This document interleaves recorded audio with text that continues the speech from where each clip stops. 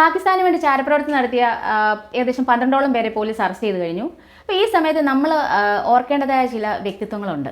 മാതൃരാജ്യത്തിനു വേണ്ടി സ്വന്തം ജീവൻ പോലും പണയപ്പെടുത്തി മാതാപിതാക്കളെയും സഹോദരങ്ങളെയും കൂട്ടുകാരെയും ബന്ധുജനങ്ങളെയും ഒക്കെ വിട്ട് സ്വന്തം ഐഡൻറ്റിറ്റി പോലും മറച്ചു വെച്ചുകൊണ്ട് ശത്രു രാജ്യത്ത് പോയി നമുക്ക് വേണ്ടി സേവനം ചെയ്തവർ, നമ്മുടെ സ്പൈ ഏജൻറ്റുമാർ. അതിൽ പ്രധാനിയാണ് രബീന്ദ്ര കൗശിക്. ഒരു തിയേറ്റർ ആർട്ടിസ്റ്റായ അദ്ദേഹം വളരെ അവിചാരിതമായിട്ടാണ് റോയിലേക്ക് എത്തപ്പെട്ടത്. ഇതിൻ്റെ അഭിനയ മികവ് കണ്ട് ആകൃഷ്ടനായ ഒരു റോ ഒഫീഷ്യൽ അദ്ദേഹത്തെ ഇതിലേക്ക് ക്ഷണിച്ചു എന്നതാണ് പറയപ്പെടുന്നത്. ആ ക്ഷണം കിട്ടിയ ഉടനെ തന്നെ അദ്ദേഹം യെസ് പറഞ്ഞു. 1952 ഏപ്രിൽ 11 രാജസ്ഥാനിലെ ശ്രീഗംഗാനഗറിലാണ് അദ്ദേഹം ജനിച്ചത്.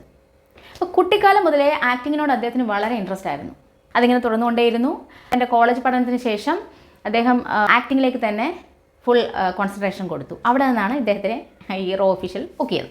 ഓക്കെ, അങ്ങനെ 23-ാമത്തെ വയസ്സിൽ അദ്ദേഹം റോയിൽ ചേർന്നു. അവിടെ അദ്ദേഹത്തിന് ട്രെയിനിങ് നൽകുക എന്നുള്ള ഒരു ജോലിയാണല്ലോ. നല്ല രീതിയിൽ ട്രെയിനിങ് കൊടുക്കണമല്ലോ, വേറൊരു രാജ്യത്തേക്ക് പോകുമല്ലേ. ഇത് ഏറ്റവും വലിയ തീക്കളിയാണിത് അല്ലേ. പിടിക്കപ്പെട്ട് കഴിഞ്ഞാൽ തീർന്നു. അപ്പോൾ അത്ര നല്ല ട്രെയിനിങ് ഒക്കെ അദ്ദേഹത്തിന് കൊടുത്തു. അദ്ദേഹം പാകിസ്ഥാനിലേക്കാണ് പോകുന്നത്.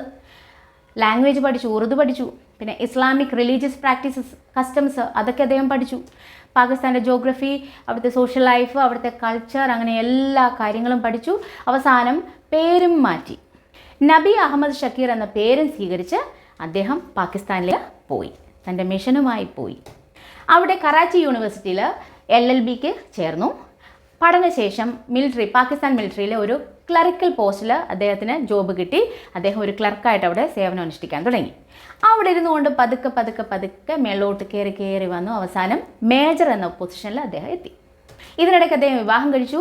അമാനത്ത് എന്ന ഒരു പാകിസ്ഥാൻ ലേഡിയെ വിവാഹം കഴിച്ചു. കുഞ്ഞുങ്ങളും ഉണ്ടായി. അവരിങ്ങനെ വളരെ സന്തോഷത്തോടെ കഴിഞ്ഞു വരികയായിരുന്നു. ഭാര്യയ്ക്ക് പോലും ഒരു സംശയം ഉണ്ടായില്ല എന്നുള്ള കാര്യമാണ്.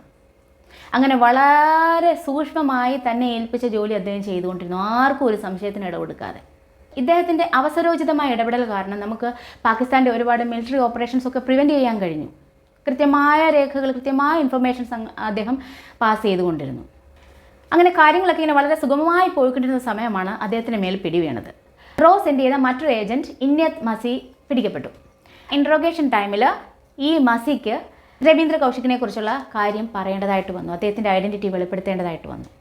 അതോടുകൂടി സകലതും തീർന്നു. ഇത് 1983 അങ്ങനെ പിന്നീടുള്ള 2 വർഷം കടുത്ത ഇൻട്രോഗേഷൻ നടപടികൾ.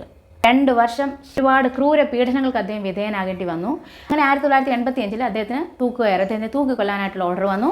അതിന് പിന്നീട് ഒരു മാറ്റം വന്നു കേട്ടോ. സുപ്രീം കോർട്ട് അതങ്ങ് മാറ്റിയിട്ട് മരണം വരെ തടവ് ശിക്ഷ വിധിച്ചു.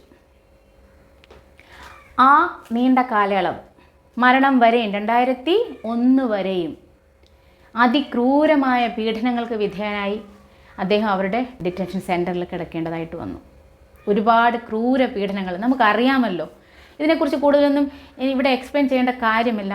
നമ്മൾ ഇങ്ങനെ ഒരു സ്പൈ വർക്ക് ചെയ്ത് പിടിക്കപ്പെട്ട് കഴിഞ്ഞാൽ ആ ഒരവസ്ഥ വളരെ ഭീകരമാണ്.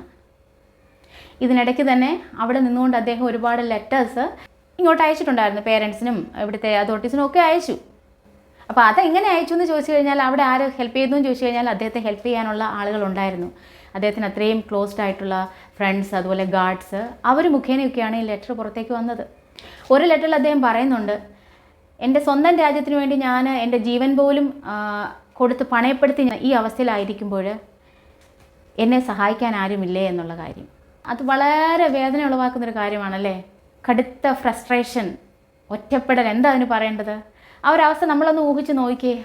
ശത്രുക്കളുടെ ഇടയിൽ എന്നും പീഡനം, നാളെ എന്താണ് നടക്കാൻ പോകുന്നതെന്ന് അറിയില്ല. ചിലപ്പോൾ ഒരു വേള ആഗ്രഹിച്ചു പോകുന്നു മരിച്ചിരുന്നെങ്കിലെന്ന്. ക്രൂരമായ പീഡനങ്ങൾ സഹിച്ച് അതിനെ തുടർന്നുണ്ടല്ലോ അദ്ദേഹത്തിന് അസുഖങ്ങളൊക്കെ ഉണ്ടായി. അദ്ദേഹം ഒരു ക്ഷയരോഗിയായി, അതിനോട് കൂടെ തന്നെ ഹൃദ്രോഗബാധിതനായി തീർന്നു. അങ്ങനെ ഒരുപാട് കഷ്ടതകൾ സഹിച്ച് അദ്ദേഹം 2001 മരണപ്പെട്ടു. ഇതിനിടയ്ക്ക് അദ്ദേഹത്തിൻ്റെ മാതാപിതാക്കൾ ഇന്ത്യൻ ഗവൺമെൻറ്റിനോട് പറഞ്ഞു അദ്ദേഹത്തെ എങ്ങനെയെങ്കിലും റിലീസ് ചെയ്യാനുള്ള എന്തെങ്കിലും ഒന്ന് കാര്യം ചെയ്യുക, അല്ലെങ്കിൽ മകൻ്റെ കാര്യങ്ങൾ അറിയാനുള്ളൊരു അവസരമെങ്കിലും അവർക്ക് ഒരുക്കണമെന്ന് പറഞ്ഞു. പക്ഷേ അതൊന്നും നടന്നില്ല. ഇങ്ങനൊരു കാര്യം കൂടിയുണ്ട്. നമ്മൾ ഈ ഒരു ദൗത്യത്തിന് വേണ്ടി ഏൽപ്പിച്ചു കഴിഞ്ഞാൽ, പിടിക്കപ്പെട്ട് കഴിഞ്ഞാൽ പിന്നെ നമുക്കതിന് ഉത്തരവാദിത്തമില്ലാതെ ആദ്യമേ ഇവരോട് പറയും ഇങ്ങനൊരു കണ്ടീഷനുണ്ട്, അതും അക്സെപ്റ്റ് ചെയ്തുകൊണ്ടാണ് ഇവർ പോകുന്നത്. ഓർത്ത് നോക്ക്, വളരെ കഷ്ടത അദ്ദേഹം അനുഭവിച്ചു. അങ്ങനെ 2001 അദ്ദേഹം ഈ ലോകത്തോട് വിട പറഞ്ഞു. അദ്ദേഹത്തെ പാർപ്പിച്ച ജയിലിന് ബാക്കിൽ തന്നെയാണ് അദ്ദേഹത്തെ മറവ് ചെയ്തത്. അവസാനം ഈ പീഡനങ്ങൾക്കും രോഗത്തിനോടും ഒക്കെ മല്ലിട്ട് ഈ ലോകത്തോട് അദ്ദേഹം വിട പറഞ്ഞു. അദ്ദേഹത്തിൻ്റെ സർവീസിൽ ഇംപ്രസ്ഡ് ആയ അന്നത്തെ പ്രധാനമന്ത്രി ഇന്ദിരാഗാന്ധി അദ്ദേഹത്തിനിട്ട പേരാണ് ബ്ലാക്ക് ടൈഗർ. പക്ഷെ അവസാനം ഗവൺമെൻറ് ഭാഗത്തു നിന്നും ഒരു ഹെൽപ്പും ചെയ്യാൻ പറ്റിയില്ല. എങ്കിലും അദ്ദേഹത്തിൻ്റെ ജീവിതം അത് ആരും ഒരിക്കലും മറക്കരുത്.